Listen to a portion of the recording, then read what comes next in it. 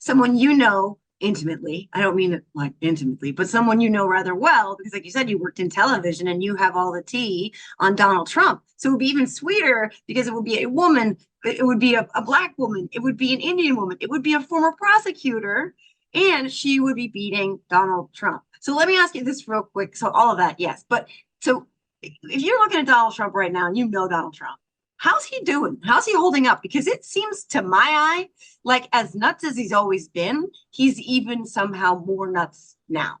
100%. He's on Yeah. the ropes. He's scared. He's Yeah. scared because, like you just said, he fears women. He fears, anybody, any person of color or minorities, because he's always been mediocre and he knows it. His family's mediocre. I met his kids. They're dumb people. They're not smart. They handed off generational wealth. They work with the mob. They were protected in New York City because he built at a very corrupt time in New York City.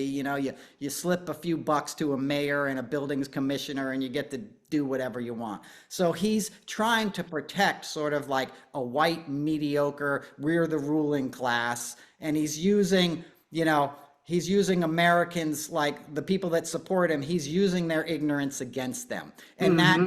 that act is running thin and he knows it because the excitement around Vice President Harris and Wallace is genuine. So he's scared. That's why he's obsessing on crowd sizes and all this. And he's never been healthy. He's addicted to Adderall, as anybody who has ever listened to me knows. That's not a joke. It's true. And when you're addicted to something, you're basically trying to cover up your own defects, right? You feel insecure. And Trump is the most insecure, scared person I've ever met, and he knows he's getting his ass kicked. Can I speak that Oh frankly yeah. on Yeah. here? Please drop all Yeah. the asses you want. Right. He knows it. I mean, he felt bad losing to Biden. And Biden, was a man beyond impunity, really. He had a 50-year career. He wasn't a criminal. He wasn't corrupt. All of a sudden, he beats Trump's ass, and Trump's like the most corrupt guy ever. Well, if he was so Mm-hmm. corrupt, how come no other Republican called him corrupt for 50 years when he was in D.C., right? He Yeah. wasn't. It was just Trump's ego couldn't accept getting beaten. So if he gets beaten by a woman who happens to be a person of color, which he especially despises, and I could get into specifics because on Celebrity Apprentice, whenever a woman was like leading, he would do all he could to not pick that person as the winner. And he uses the N word, all that kind of stuff. Like he's a real racist. I mean, he's like an old school, uses the N word out loud racist, Yeah. So it'll just deflate him in a way we've never seen before. I'd be surprised if he makes it to November, to be honest That's with another question too, but like, because he does see, I mean, that press conference, I don't want to call it a press conference, that fat shittery that he had the other day, where he looked, honestly, I described him as looking like a dirty, cracked out, like stay out who was doing the walk of shame after an all night sex party, like with like the bearded lady from a circus and like the world's largest rat. Like he looked like fucking shit. He didn't even bother to like actually put the full like base coat on. you. So he does seem to be untethering even more so. And it's also, I keep my observations are also that nothing that his entire camp is doing is sticking. Like they've Right. tried everything. They tried to slut shame her. He tried the she's not even black thing, the black job thing. Like everything they're trying, it's just not sticking. Weird, however, is sticking like motherfucking glue to them. He's like, I'm not weird. I'm not weird. JD's weird. He even said that JD's weird. I'm not weird. But like all of his usual tricks, they've spun around and they're using against him. It's like they're flooding the zone. They're out there killing it at their rallies and making fun of him at the same time. And he's like, he doesn't know what to do.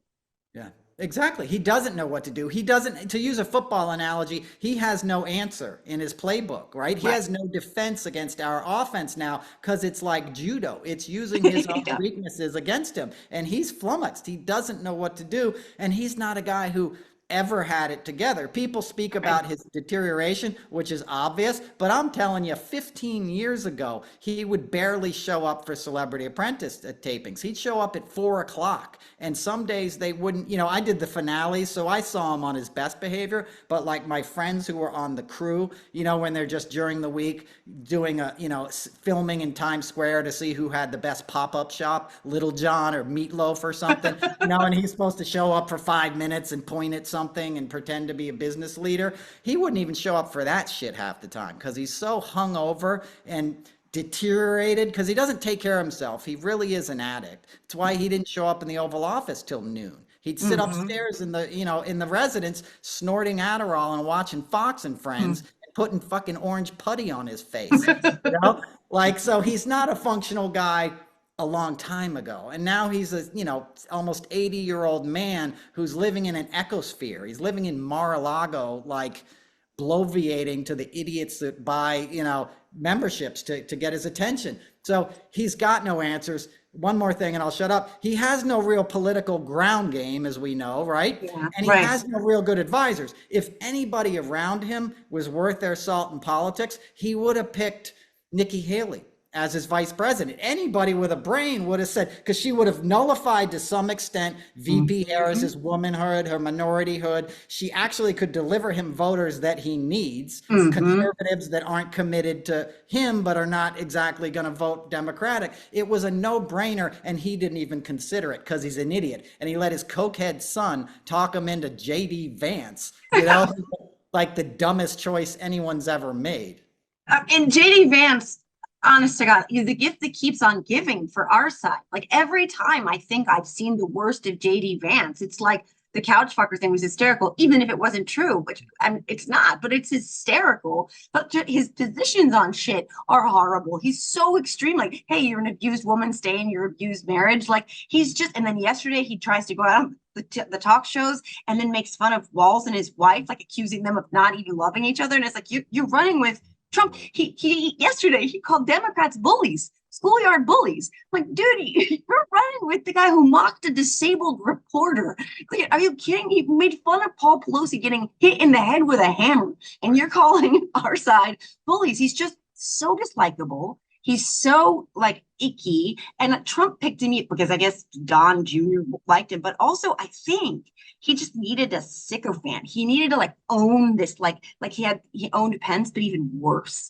Like he needs someone to just sit down there and suck the taint all day long. And like that's what JD does. He's so bad. 100%. And you nailed it. That's what Trump does. He needs to humiliate other men, right? He needs to sort of emasculate you to be in his world. I shouldn't tell this story. Oh I know no, please do. this Yeah, is please tell. nasty, dude. But I remember in the 90s, there's a famous rapper who's come under fire recently, right? Who's a scumbag, and it's come out he's a scumbag. He owned a record company and like, Oh yeah. you know, Mm-hmm. he in the 90s, the worst story I heard about him was somebody at Viacom told me, one of my colleagues. They said if he hired a new driver, he would make the driver fillet him to prove his loyalty, like a prison kind of gangsta, like you have to do this, and it wasn't about being gay or anything. There's nothing wrong with any of that, but he would do it to humiliate that other man.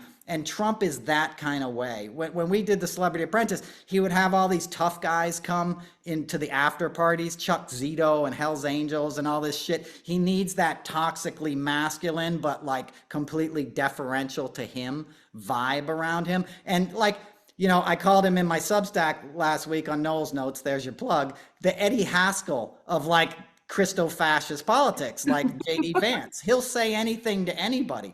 The night Biden stepped down, I was too enraged and emotional and traumatized. It all worked out well, but that night I was very unhappy. So I went out to Sag Harbor and I turned on C-SPAN, and they had an old interview of JD Vance doing his book tour from 2017, and it was like a different person.